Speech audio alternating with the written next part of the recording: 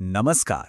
आज के इस विश्लेषण में हम बात करने वाले हैं उस खौफ की जिसने 1888 में पूरी दुनिया में सनसनी मचा दी थी। हाँ, हम बात कर रहे हैं जैक द रिपर की और व्हाइटचैपल हत्याकांडों की। आज हम इन हत्याकांडों के इर्द गिर्द बुने गए मीडिया के मिथकों को थोड़ा किनारे रखकर इसकी सच्ची और भयानक वास्तविकता पर रोशनी डालेंगे। आइए इन तथ्यों, पीड़ितों और मुख्य संदिग्धों को गहराई से समझते हैं। एक ऐसी तस्वीर जहन में आती है जो वाकई में रोंगटे खड़े कर देती है। चारों तरफ एक घना कोहरा छाया हुआ है और पत्थरों से बनी उन सुनसान सड़कों पर एक भयानक साया खामोशी से अपने शिकार की तलाश में घूम रहा है।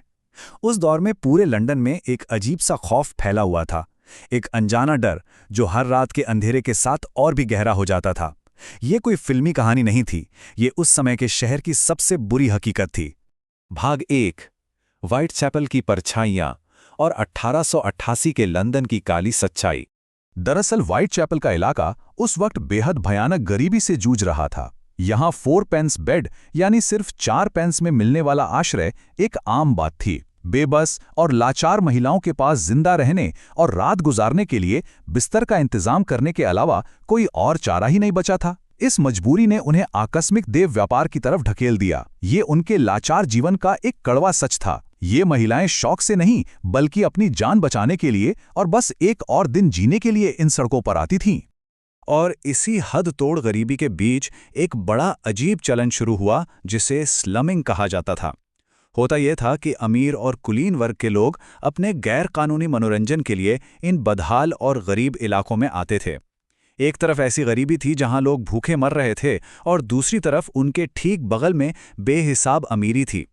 इस आर्थिक असमानता और अमीर लोगों की इस आमदरफ्त ने इन कमज़ोर महिलाओं को एक ऐसे खतरे में डाल दिया जहां कोई भी अपराधी आसानी से उनका शिकार कर सकता था।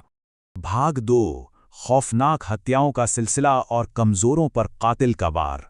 हत्याओं का ये सिलसिला इतनी तेज़ी से आगे बढ़ा कि किसी को संभालने का मौका ही नहीं मिला। 31 अगस्त को मैरी एन निकल्स की हत्या हुई। सिर्फ 8 दिन बाद 8 सितंबर को एनी चैपमैन का शव बुरी तरह क्षत-विक्षत हालत में मिला। और फिर आया 29 सितंबर का वो भयानक दिन जिसे आज भी डबल इवेंट के नाम से जाना जाता है। एक ही रात में रात 1 बजे एलिजाबेथ स्ट्राइड और ठीक 45 मिनट बाद 1:45 पर कैथरीन एडॉप्स को मौत के घाट उतार दिया गया। ये घटनाएं इतनी तेजी से हुईं कि स्थानीय पुलिस बिल्कुल उलझन में पड़ गई और पूरा शहर दहशत से कांप उठा। यहाँ सबसे ध्यान देने वाली बात यह है कि आखिरी हत्या में तौर तरीके बिल्कुल बदल गए। शुरुआती 4 पीड़ित महिलाएं सड़क पर काम करने वाली थीं जिन्हें अंधेरी सुनसान गलियों में तेजी से मारा गया था। लेकिन मैरी जेन कैली का मामला एकदम अलग था।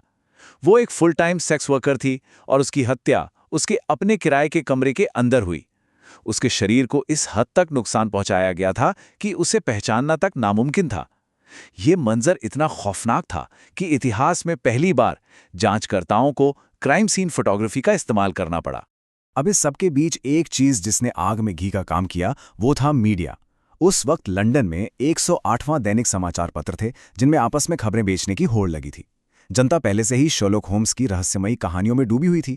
ऐसे में इस हत्यारे के इर्द गिर्द एक कल्ट ऑफ पर्सनैलिटी बनती चली गई। पुलिस ने करीब 300 लोगों को संदिग्ध मानकर जांच की और सड़कों पर वॉच ग्रुप्स और निगरानी समूह घूमने लगे। एक भयानक त्रासदी को इन अखबारों ने एक सनसनीखेज अंतर्राष्ट्रीय तमाशे में तब्दील कर दिया। कहा जा सकता है कि ट्रू क्राइम और इंटरनेट स्लूथिंग का जो क्रेज आजकल है उसकी शुरुआत शायद यहीं से हुई थी। भाग 3, डियर बॉस लेटर और एक खौफनाक चेहरे का जन्म। लाल स्याही से लिखी इस चिट्ठी में एक बेहद संगीन धमकी दर्ज थी। इसमें लिखा था, अगली बार जब मैं ऑपरेट करूंगा तो मैं महिला के कान काटकर पुलिस को भेजूंगा। और सबसे डरावनी बात यह थी कि यह सिर्फ एक खोखली धमकी नहीं निकली। जब कैथरीन एडोव्स का शव मिला तो वाकई में उसके कान के हिस्से कटे हुए थे। इस भयानक भविष्यवाणी ने पुलिस को पूरी तरह हिलाकर रख दिया। सबको लगने लगा कि यह चिट्ठी लिखने वाला ही असली हत्यारा है और इसके अंत में हस्ताक्षर थे जैक द रिपर। लेकिन यहां एक बड़ा सवाल पैदा होता है, क्या यह मशहूर चिट्ठी सच में उस कातिल ने ही लिखी थी या फिर यह अखबारों की बिक्री बढ़ाने के लिए किसी शातिर पत्रकार द्वारा रचा गया एक धोखा था? बहुत से विशेषज्ञ आज भी यही मानते हैं कि जब समाचार पत्रों की बिक्री गिरने लगी तो सिर्फ खौफ पैदा करने और मुनाफा कमाने के लिए किसी पत्रकार ने यह चिट्ठी खुद ही बना दी थी। अगर हम इन मीडिया के बनाए मिथकों से परे हटकर देखें तो आधुनिक मनोवैज्ञानिक प्रोफाइलिंग एक अलग ही तस्वीर पेश करती है। इस नई प्रोफाइल के अनुसार हत्यारा बेहद ऑर्गेनाइज्ड और योजना बनाने में माहिर था। वह शायद उम्र में थोड़ा बड़ा था और उसका पेशा ऐसा था जिसमें वह अकेले काम करता हो, जैसे कोई कसाई, मुर्दाघर का कर्मचारी या अस्पताल का वर्कर। और सबसे अहम पॉइंट, वह स्थानीय निवासी था जो पुलिस की पेट्रोलिंग की रूटीन से पूरी तरह वाकिफ था। तभी वह हर बार हत्या करके बिना किसी निशान के आसानी से बच निकलता था। भाग 4 संदिग्ध, अमेरिकी डॉक्टर और एक झोला छाप की काली सच्चाई। इसी जांच के दौरान सामने आया फ्रांसिस टम्बल्टी। इसके बारे में जो जानकारी मिली वो वाकई में हैरान करने वाली है। वो लंदन में ठीक उन्हीं दिनों पहुंचा जब ये हत्याएं शुरू होने वाली थीं। एक विफल विवाह के कारण उसके अंदर महिलाओं के प्रति बेहद नफरत भरी हुई थी। सबसे अजीब बात यह थी कि वो अपने साथ कांच के जार में महिलाओं के गर्भाशय यानी यूट्रसिस का एक डरावना एनाटॉमिकल कलेक्शन रखता था, जिसे वो अपनी पार्टीज में लोगों को दिखाता था। उसे पूछताछ के लिए गिरफ्तार जरूर किया गया, लेकिन छोड़ दिया गया, और जैसे ही मौत का वो सिलसिला रुका वो तुरंत न्यूयॉर्क भाग गया। यह सब इतना अजीब था कि उसे नजरअंदाज करना मुश्किल है।